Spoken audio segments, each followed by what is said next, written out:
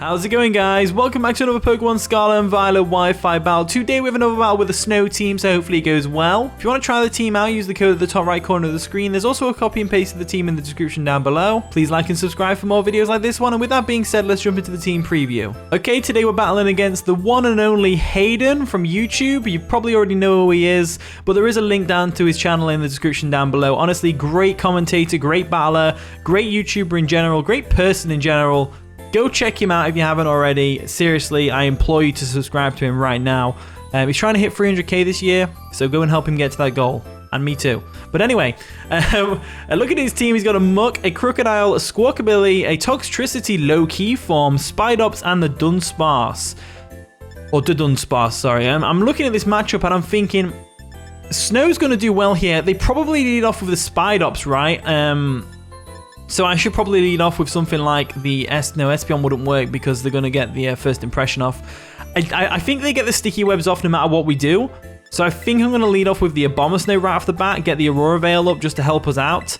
And then from there, we go into Espeon and go for all that shenanigans. So yeah, let's do that.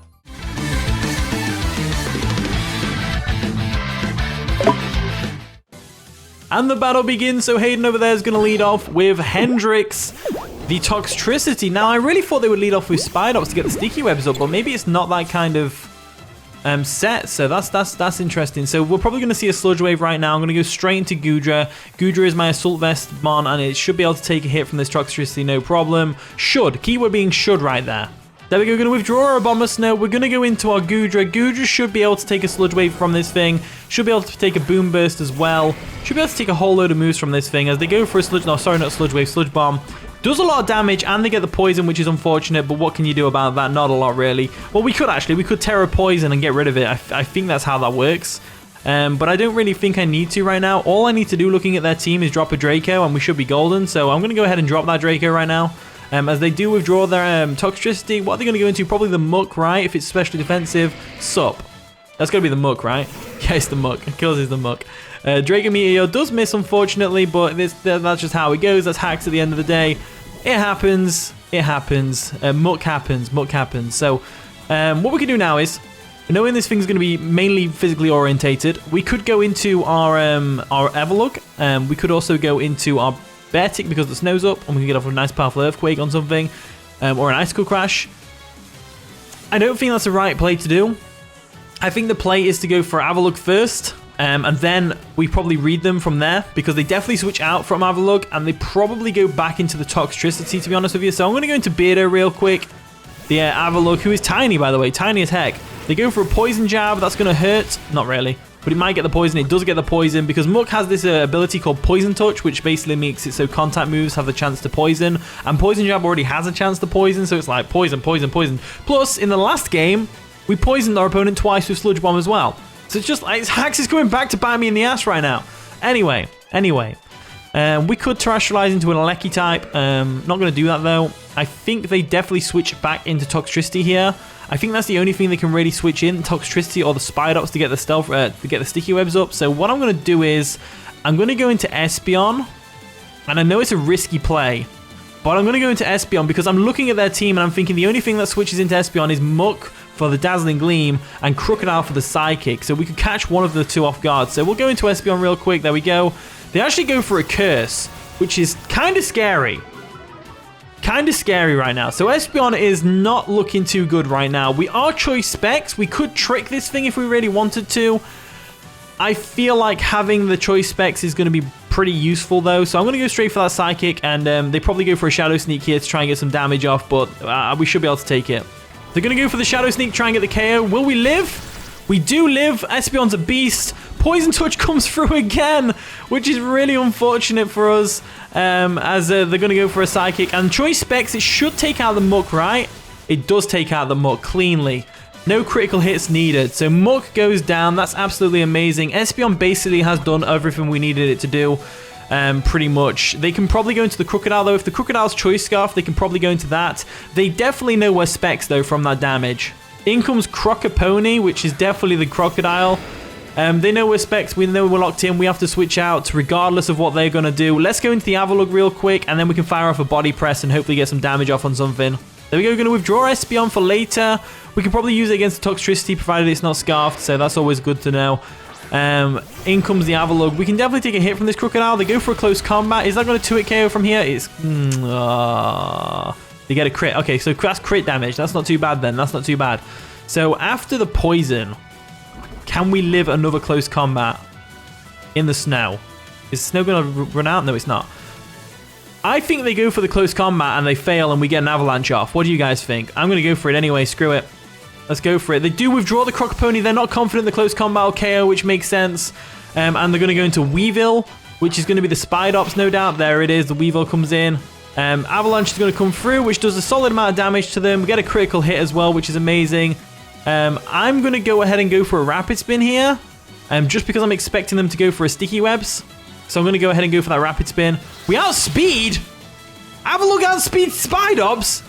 What's that all about? They go for a Circle Throw. That makes sense then. That makes sense. So they go for the Circle Throw. That's fair enough. So we get a Rapid Spin off, which is some damage at least. I should have gone for a Body Press there. As now we get dragged back out into the old Goodra over here. The old Goodra. So looking at their team though, this is not a bad matchup at all. We can just drop a Draco on something right now and it's going to hurt everything. I mean, except from the Dudunsparce. So I'm going to drop that Draco right now. It should hurt everything on the team. Even though the Dudunsparce is going to take some decent damage from it. There we go. Drop a Draco real quick. And that should KO the Spidops from there. It does indeed. We get a crit. Don't think the crit mattered. It was a Draco Meteor from a max special attack Goodra at the end of the day. And it was already below half. So I'm pretty sure that didn't matter. But the Poison is going to dig in, which is really unfortunate as well. A lot of hacks this game. We got poisoned 3 times by the Muck and the Toxtricity, so that's kind of unfortunate. They bring in the Plug, which is going to be the Dudunsparce, no doubt in my mind. There it is. We can just drop another Draco if we want to. We could switch out into a Bomber Snow as well. Hyper Drill will hurt, but not too much. The snow has wore off, so we may as well reset it while we're at it. And I'm looking at this matchup, and I'm thinking, you know what? I'm thinking we might be good with another Beartic run. We might be good with another Beartic run. So let's see what they're going to do. They're going to go for a Coil. Coil is really terrifying. So that's going to boost their attack, defense, and their accuracy. Coil is a pretty damn good boosting move. Especially for Pokemon like this one, which are probably especially defensive. So let's go for that Aurora Veil real quick. They go for a Glare.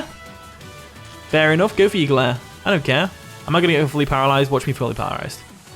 There we go. We don't get fully paralyzed. That's great. So Aurora Veil comes through. That's going to boost our defenses significantly, which is going to be great for us right now. What I'm going to do is... I'm going to go into our... Kind of want to go into Espeon and trick this Choice Scarf. I feel like we go into Avalug here because they might go for another Coil. We need a free switch into Espeon to get the trick off. That's what we need. So we'll go into Beardo real quick. There we go.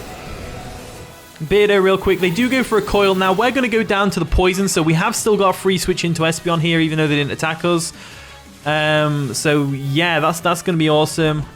Get that Poison off. Let the Beardo go down. At least we didn't have to sack it off to the Crocodile. That's the main thing, right? That's the main thing, right? So now we go into Espeon. We go into Espeon. We get a trick off. That's what we got to do here. So we go into Espeon real quick. We'll get a trick off. Hopefully we can actually pull it off as well. That'd be great. There we go. Go for a trick real quick. Give them a choice specs because Espeon's not really using it right now. He doesn't need his glasses anymore. He got some contact lenses in. As they're going to go for a... what are they going to go for here? Headbutt. I love how it inflates itself like that. That's really cool. You know, I've got a bearded dragon and it kind of does the same thing. It inflates its belly and it like loafs out. It's pretty awesome to be fair. So they're locked into Headbutt, which is great to know. We've got a couple of options here. I'm thinking we go into Beartic though and get off a nice and powerful Swords Dance. I feel like that's the best way we're going to get around this. So Beartic comes on in. We're going to go straight for that Swords Dance just to get just get the Swords Dance off really. They're actually going to Terrestrialize right now, probably into a normal type I would guess. To try and get that nice and powerful Headbutt stab. They do go into the normal type. That's going to boost the power of their Headbutts just quite a bit. But we get off a Swords Dance. We do outspeed anyway, so we're going to get off a Swords Dance real quick. There we go. We should be able to take a Headbutt no problem from this thing.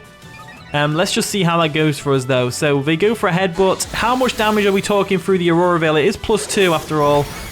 Not too bad. Not too bad because we are an ice type, so we're getting a physical defense boost as well. So let's go ahead and terrestrialize into a fighting type and go for that nice and powerful close combat. That's all I can think to do. So we'll terrestrialize real quick into a fighting type. There we go. Gonna get all crystallized and stuff like that. This is a fun time. There's a lot of crystals going on right now. So let's see how much damage a terrestrialized boosted close combat at +2 is gonna do with a life orb as well. Let's see if we can get the KO here with the Dunsparce. We get the KO, which is absolutely amazing. Absolutely perfect. So there we go. So down goes the Dunsparce, which is amazing. Down it goes. And now we've got to deal with the Toxtricity, the Squawkabilly, and the Crocodile. Or Crocodile. Sorry. Aurora Veil is going to wear off, which is unfortunate, but that's good because it means we've got a few more turns of snow left because we set the Aurora Veil on the turn we ended up going into the snow. In comes Hendrix, so wondering what Hendrix going to do here. They've got to have a Focus Sashmon, right? I just go straight for the EQ. I don't see any reason not to, unless they're Choice Scarf. I don't think they outspeed us. There we go, Earthquake comes through. It's going to do a hell of a lot of damage to the Toxtricity. He actually takes it out, so I think they were probably thinking, you know, the only way we're going to get around this is if the Beartic doesn't have Earthquake, which we unfortunately do. And we're also at a range where the snow's going to wear off any minute now. In comes Elvis, which is going to be the Squawkabilly, no doubt. There it is. So this thing, we've got to go for close combat, and I don't want to, well, do I want to risk the Icicle Crash to make it a bit more interesting? No, I don't want to do that. I'm going to go straight for the safe play. We don't mess around with no threats, the threat being Hayden, of course. We go for a close combat, should take it out. It does take it out, which is absolutely amazing. Lowers our defenses, though, which is unfortunate, as now we're in a bit of a pickle because I think the snow wears off this turn, right? The snow stopped. Okay, so the snow has stopped. We are in a bit of a pickle. We're in a bit of a bind now because the Crocodile can easily come in and finish up right now. So Crocodile comes in. They can just go straight for a close combat. I'm going to go for the close combat as well, just in case. They're going to go for a crunch. Fair enough. It gets the KO after all. I'm guessing they're choice locked in and they're going to get this Moxie boost right now, which is unfortunate for us. Because they didn't have Intimidate, so they definitely are Moxie. There we go. There's the Moxie boost. That's gonna pull them back somehow. So I think I have to go into Yuki Daruma right now. Oh, Yuki over here. I'm gonna get the snow up, and this is probably the best way we're gonna get around this. So I'm gonna go for the Woodhammer, just because I'm pretty sure it'll KO, and I'm pretty sure we can live a crunch at +1. So let's go for it. And hopefully we don't get fully paralyzed. So Crunch is going to come through. Does about half to us. We go for the Woodhammer. Can I get the KO real quick? That is absolutely amazing. Down goes the Crocodile. The Bomber Snow came through for us in the end. Absolutely amazing. And you know what? Just for the sake of it being a Hayden video and nothing in particular happened, and you know, I think Braviary gets the thumbnail spot because I've got something in my head cooking with Braviary and I really need to let it out. So anyway, GG Hayden, that was a really fun game. You nearly pulled it back with the Crocodile, which was absolutely amazing. Once again, thank you for the battle. I appreciate it. It's the first time battling Hayden. I was really nervous, to be honest with you. I'm still shaking a bit in my hands. Thank you for watching today's video. If you did enjoy, of course, leave a like, subscribe, all that wonderful stuff. And with that being said, I'll see you all in a bit.